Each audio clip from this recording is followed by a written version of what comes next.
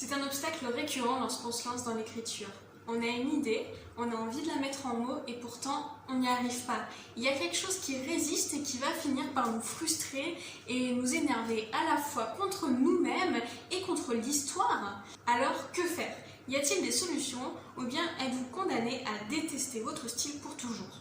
Évidemment, je vais vous dire qu'il y a des solutions et que ce n'est même pas grave du tout. La première chose à faire, c'est de relativiser la gravité de la situation qui n'a rien d'anormal. Au contraire, la plupart des gens, je pense, connaissent ce sentiment lorsqu'ils écrivent de ne pas être satisfaits de leur écriture.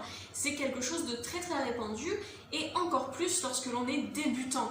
Il arrive qu'on soit de manière générale assez à l'aise avec l'écrit, ce qui fait qu'on peut se trouver un petit peu surpris d'être aussi démuni face à la fiction, mais il faut se mettre dans l'état d'esprit, je pense, de comprendre qu'en réalité, on est en train d'acquérir une toute nouvelle compétence. Admettons que vous n'ayez jamais dessiné de votre vie, eh bien vos premiers croquis risquent de ne pas être élégants, réalistes et impressionnants. Il va falloir du temps, apprendre des techniques, vous entraîner pour affirmer votre style, et c'est tout à fait normal, vous ne serez pas surpris que je vous dise ça. Il faut vous dire que c'est la même chose pour l'écriture créative, même si parfois on a l'impression au contraire que ça devrait venir tout seul.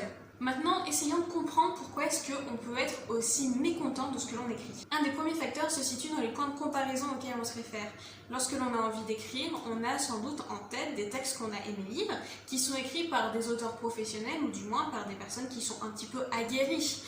Et cela signifie qu'on va en fait se comparer à des gens qui ont des niveaux très différents du nôtre. Et c'est normal que la comparaison soit défavorable. Si vous êtes un nageur du dimanche, vous n'allez pas comparer votre performance à celle d'un athlète olympique. Eh bien c'est pareil, ne comparez pas votre texte, vous qui êtes encore débutant et amateur, à celle d'un très grand auteur. Vous vous faites du mal. Les premiers jets ne sont jamais parfaits et miraculeux. Les textes que l'on lit dans les livres, eh bien, sont des textes qui ont été retravaillés de multiples fois. Quand vous aurez retravaillé 15 fois votre texte, ou peut-être un petit peu moins, mais en tout cas plusieurs, vous en serez sans doute très satisfait, beaucoup plus qu'avec votre premier jet. À ça s'ajoute le fait qu'on a, je pense, pour la plupart d'entre nous, tendance à être sans concession vis-à-vis de notre propre production, alors qu'on sera beaucoup plus indulgent ou indulgente vis-à-vis de ce que font les autres. C'est normal, toutes les bonnes choses du texte vont beaucoup moins faire effet sur nous que sur un lecteur extérieur qui va le découvrir.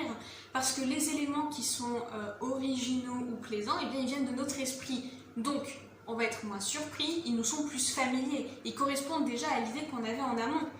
Alors que toutes les choses qui s'éloignent de notre idée parfaite de ce que devrait être le texte, ces choses-là, elles nous sautent aux yeux. On en arrive donc à ce fameux biais de négativité qui fait qu'on ne voit que le négatif. Et ça, je pense qu'on est vraiment très nombreux à en faire l'expérience à un moment ou à un autre. Finalement, on risque de se mettre dans un état d'esprit un petit peu défaitiste et à tout voir en noir. Personnellement, ça m'arrive assez souvent d'écrire et d'avoir l'impression, véritablement, que tout ce que je fais est nullissime.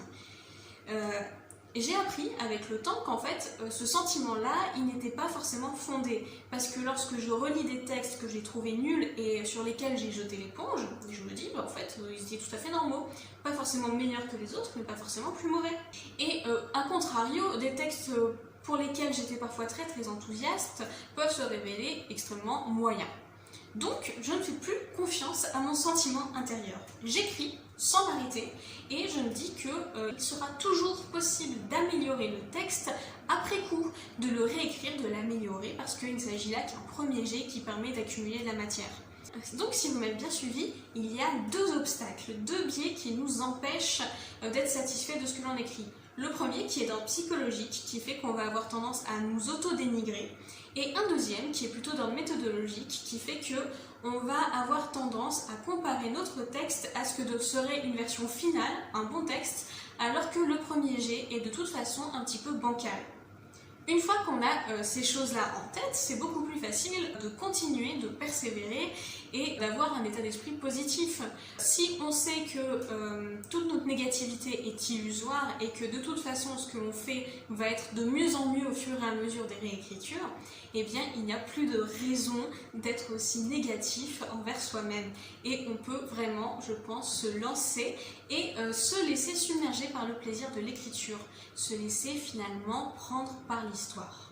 J'espère que cette vidéo vous a plu. Si c'est le cas, n'hésitez pas à mettre un pouce vers le haut pour me le signifier. Vous pouvez aussi commenter, ça me fera spécifiquement plaisir parce que, vous le savez, les petits youtubeurs reçoivent assez peu de retours. Vous pouvez aussi vous abonner pour découvrir de nouvelles vidéos d'écriture.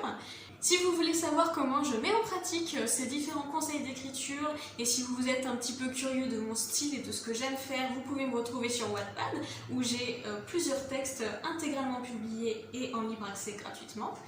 Vous pouvez aussi me retrouver sur Instagram où je ronchonne de temps à autre, je poste des selfies régulièrement et bien entendu je donne encore mon avis sur divers aspects de l'écriture et de la publication sur Wattpad.